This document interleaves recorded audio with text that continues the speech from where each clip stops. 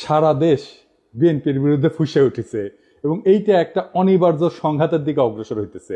আমি গত পরশু একটা ভিডিওতে দেখাইছিলাম যে টিনের সালে কাউয়া তারিক জিয়া বলে মিছিল, দেখেন আর একবার।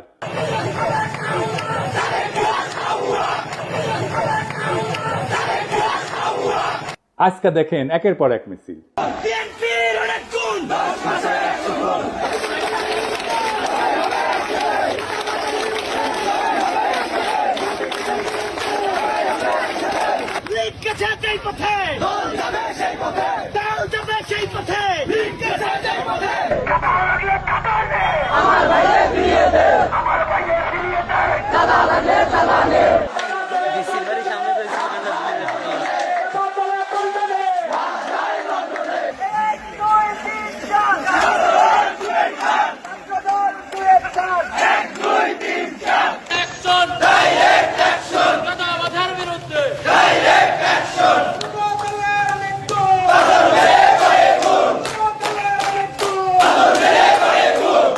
বিএনপির ব্যানার নামায় ফেলতেছে তরুণেরা, দেখেন।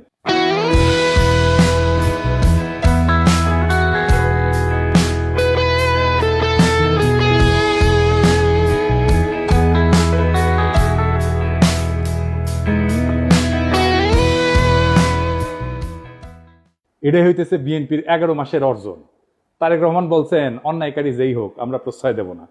বরাবর আমরা বলেছি অন্যায়কারী আইনের দৃষ্টিতে তার বিচার হবে। দলের সাথে তার কি সম্পর্ক কিচ্ছু যায় আসে না, তাকে দল কোন রকম প্রশ্রয় দিবে না কেউ যদি কোনো অন্যায় করে থাকে। খুব ভালো কথা, কিন্তু গ্রেপ্তার করলে থানা ঘেরাও করে আসামি ছিনাই নিয়ে যায় কেন বিএনপি? এটার উত্তর তো তারেক রহমানকে দিতে হবে।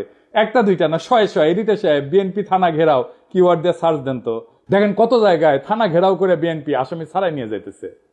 শুধু কি তাই, বিএনপি নেতারা প্রকাশ্যে বলিছে কাউকে গ্রেপ্তার করতে আমাদের অনুমতি নিতে হবে, নইলে থানা ঘেরাও। এদেরকে পুলিশে অ্যারেস্ট করতে হলে আমাদের কাছে অনুমতি নিয়ে করতে হবে। এর বাইরে যদি একটা মানুষকে গ্রেফতার করা হয় আমরা থানা ঘেরাও করব সবাই মিলে।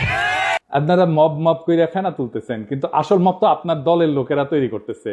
শোনেন কি অবস্থা। প্রতিদিন আমাদের 30,000 টাকার মতো সে নিতেছে। আমি জেনেছি যেটা যে মালিক সমিতির কাছে তারা 5 কোটি টাকা চাঁদা চেয়েছে।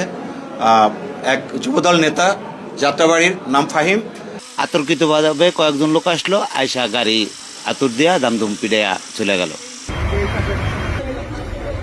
বাইরে থেকে একটা ইটা মারে, গ্লাস ভাঙে আমাদের শরীরে, বাল বাচ্চাদের শরীরে পড়লে অনেক উইন্ডো জায়গা, এই জন্য আমরা আতঙ্কে যাইতেছি।